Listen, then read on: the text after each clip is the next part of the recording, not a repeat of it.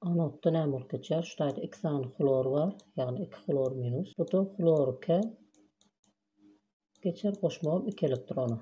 Näme üçin elektronlary sagda ýazdyk? Ýani hiç zat ýok bolsa şuň zaryady 0 diýdik. Bu 2 elektronyň özüden elektron minus diýip alýar. 0dan minus aýyrsak, ýagny 0dan aýyrmakda goşsak, 0 goşmak minus 2, ýagny şu tarapy deňdir minus 2 bolar. Bärde 2 köpeltmek minus 1 minus 2, ýagny iki tarapym zaryatlar deň. Bärde de şoň ýaly 2 plus bilen 2 minus 0 bolar. Edil bu tarapda da 0. Reaksiýalar deňledik. Indi formulamyzy boýunça işletsek, Q deňdir I köpeltmek täze I akym, ýagny 193 amper. Köpeltmegem wagtymyz näçe biziň 20 minut diýany sekunda geçmeli, ýagny 20 sekunda geçmek üçin 60'a köpeldirdi. Deňdir. Nuştaýda 193 köpeltmek 20 köpeltmek 60 köpeltsek 2316 kulomb çykýar. Bizim Q'myz 2316 kulomby C bilen belen ýa-da dol ýazaň kulomb. Indi bunu nähil ulanmaly? Şuýda biz ýanky başda aýdypdyk. Elektroliz 96500 kulombymyz 96500 C bilen kulombymyz 1 mol elektrona deňdi. 1 mol elektrona. Bizim elimizde 2316 var.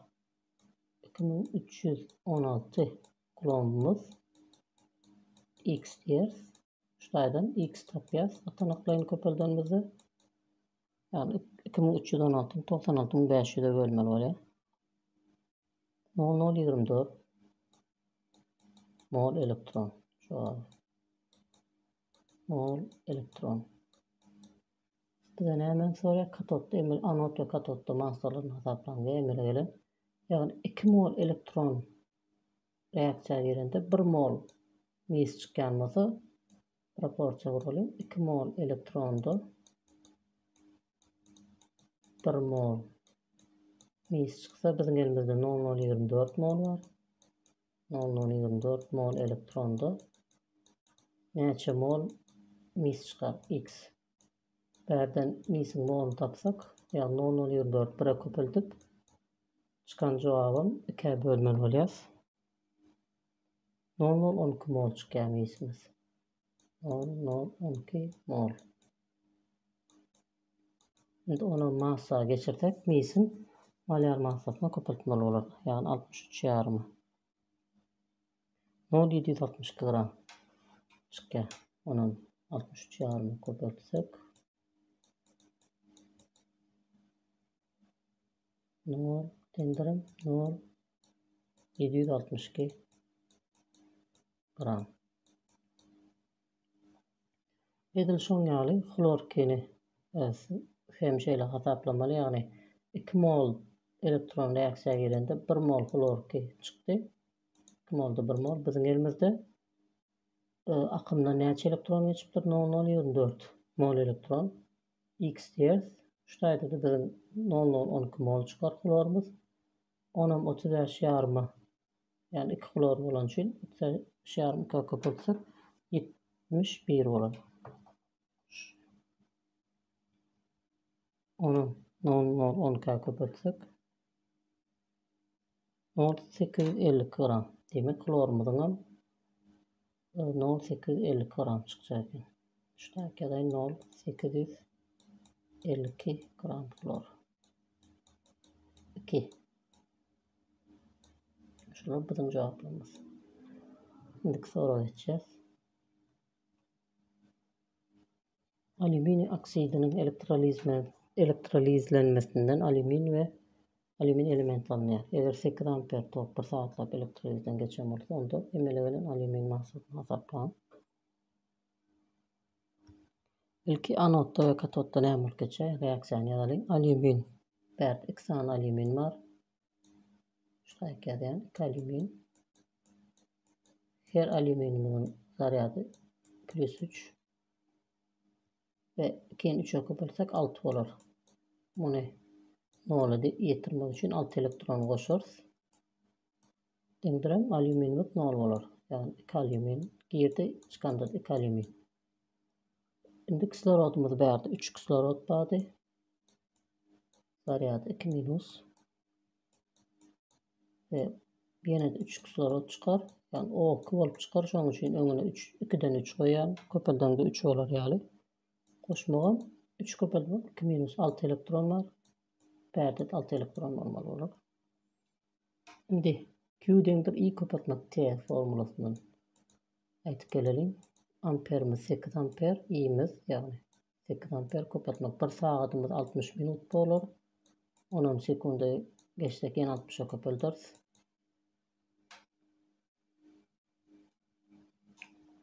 Yani cem 28.800 kulomb geçipdir. Şu reaksiyadan. Şimdi bunun 96.500 börsek mol elektronu öwürler. Näme üçin? Sebäbi 96.500 kulombymyz bizim näme 1 mol elektrondy. 1 mol elektron. Bizim elimizde 28.800 var. X. Yani 28.800'i 96.500'e bölsek reaksiyadan 0,29 mol elektron geçipdir. Mol elektron anot ve katotdan geçipdir. 6 mol elektron geçende yani 2 mol alüminyum ele gelir. Şonça mol geçende näçe diýip hasaplasa bolar. Yani 6 molda 2 mol emele gelir. Yani 6'da 2 emele gelse bizim elimizde 0,29 var. 0,29 mol elektron geçende X alüminyum ele gelir. Şonda X'imiz 0,99 mol bolar. Yani 0,99 mol alüminyum. Bunu massa geçirsek yani alüminyum periyodik tabliçadan görseňiz 27.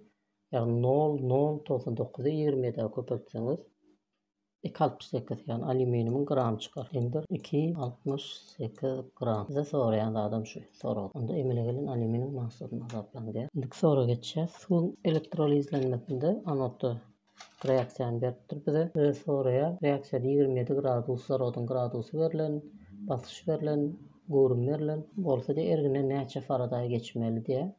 Şonu soruya. Şimdi näme etmeli bärde? Ýadymyzda bolsa 1 Faraday'da 1 Faraday'ımız sevlen bellenýär. 96.500 kulomba diýen. Näden 1 Faraday'ımız dengdir 96.500 kulomb dengdir 1 mol elektron. Şimdi biz şutaýda kislorodun formula boýunça molny tapdylar. Yani gurun köp basış köpetmek gurun dengdir mol köpetmek T-den uğralsak yani basışymyz bizim 720 mm konuştaýyp goýýas. 760'a bölýäs. Köpeltmegem gurumyz 780 ml litre geçsek 0,78 bolar. Dengdir N köpeltmek. Hemişerimiz bizim 0,82 köpeltmek T temperaturamyz 27 gradus. 10 kelvine geçsek bizine 273 koşar 300 kelvin bolar. Şutaýdan molumuz çıkaraly. Yani şutaýdan molumuz 0,03 mol kislorodumuz çıkar.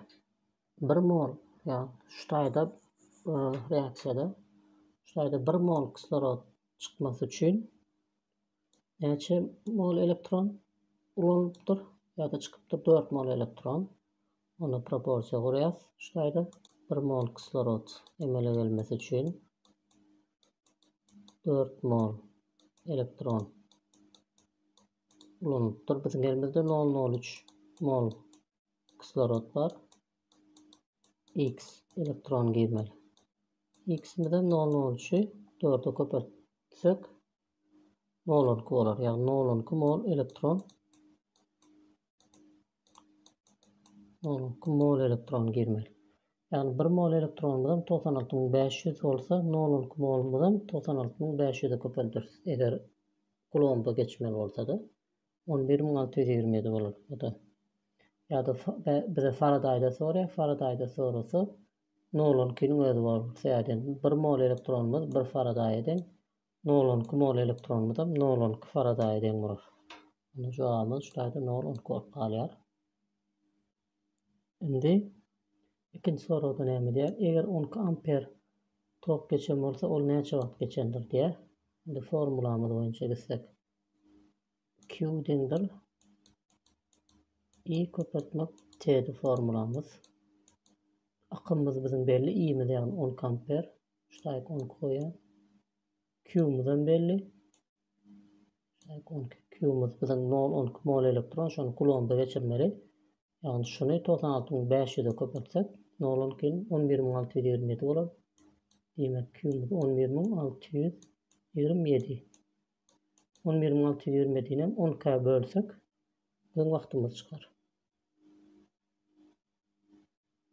Sekund 10'un 60'a bölsek minut olur. Yani şurada T'miz takminen 16 minut çıkar. 16,10'dan 1 minut. Şunu çıkarsanız yani 16,10'dan 1 minut çıkarsanız cevabımız doğru. 87. soru. 200 ml 0,3 malyar sima klorik ergini 4 amper akımlı tok bilen 20 minutlap elektrolizlenýär. Şimdi ergindäki soňky sima 2+ we klor minus soň galan konsentrasiýalaryny hasaplaň diýe.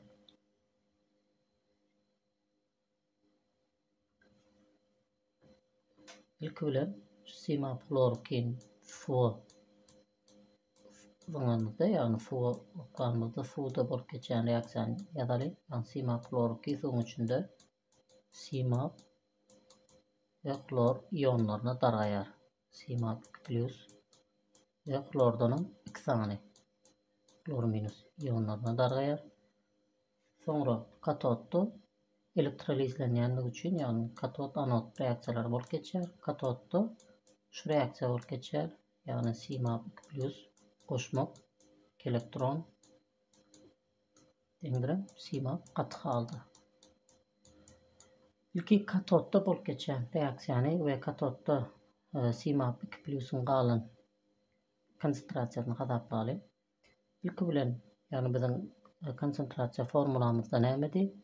Konsentrasiýany C bilen belläsek dengdir mol bölmek gurum diýsek. Şu taýda gurumuz 200 ml yani 0,2 litr ýazýar şu taýk. Konsentrasiýam 0,3 molar yani C-ň ýerine 0,3 molar. Käbir ýerde mahar bilen belläýän tapady ýok. Esas düşünseňiz bolýar. 0,3 0K köpürsek mol şu taýda 0,06 mol çykar.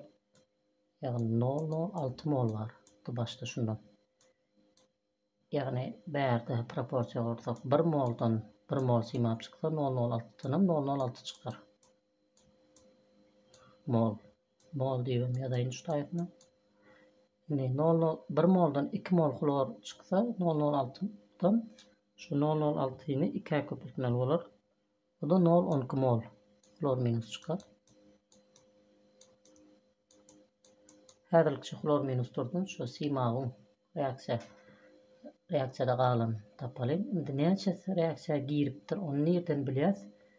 Şu amper bilen minuty bağlanıştırıp formuladan näçe katodda näçe elektron geçipdir.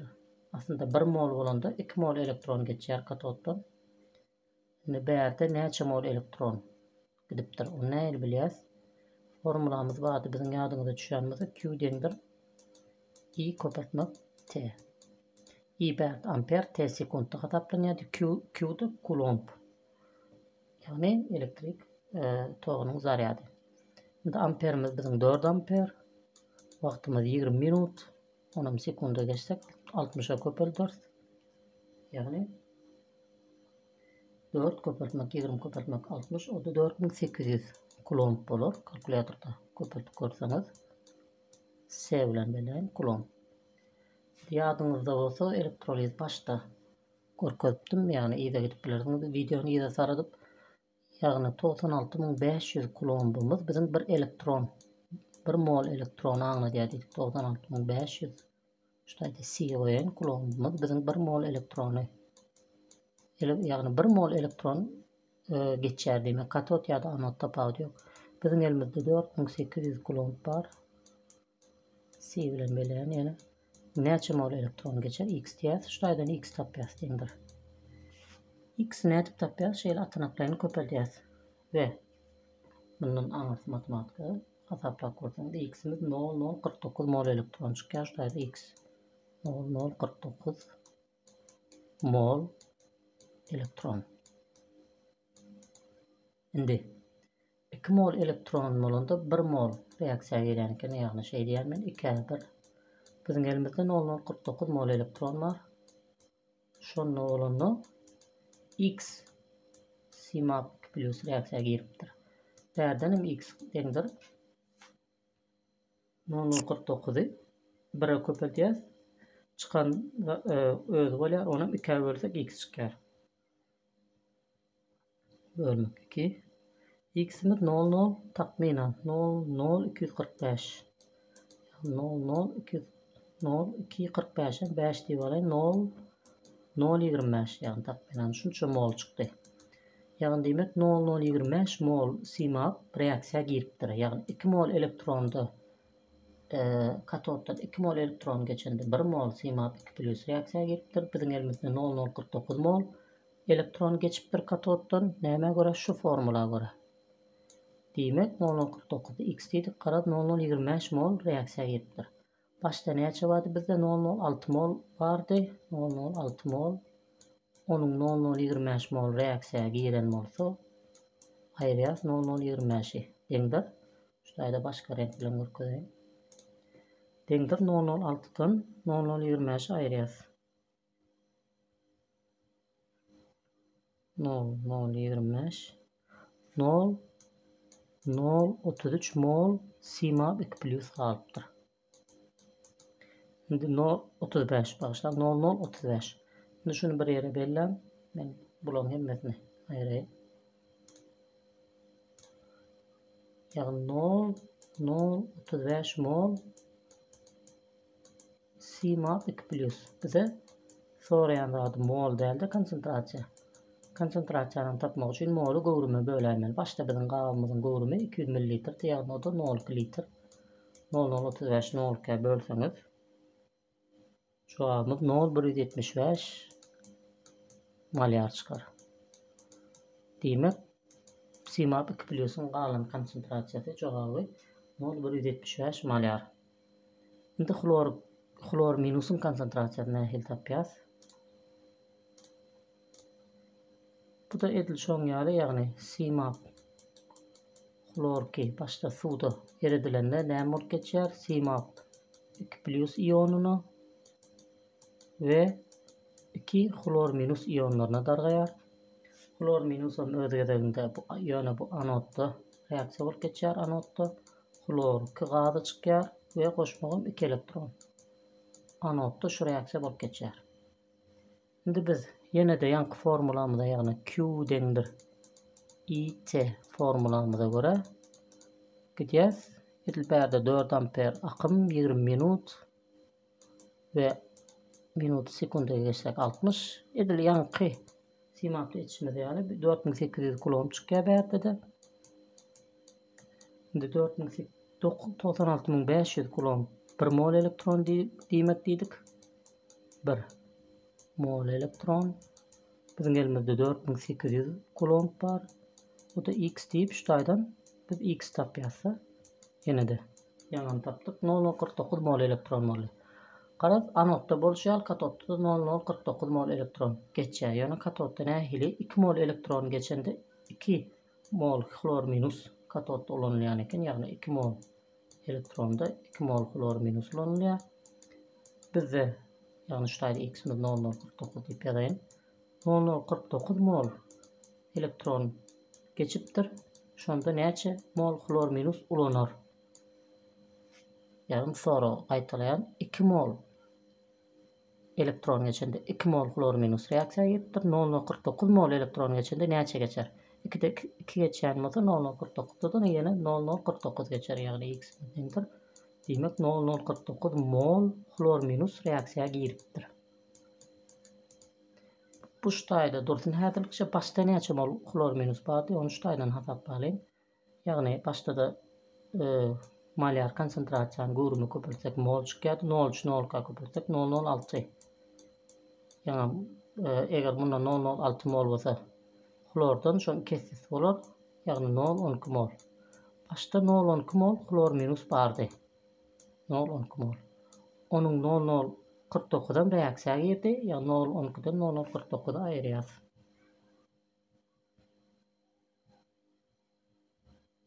0,071 mol galýar ýagny 0,12'den 0,49 kalkulýatorda aýryp görseňiz 0,071 mol klor galy şu taýy ýazaýyn. Hemmesini aýryp 0,071 mol klor minus galy reaksiýa girmän. Indi moly gowrumy bölsegem ýagny 0,2 litr bolar. Teňdir konsentrasiýa çykýardy.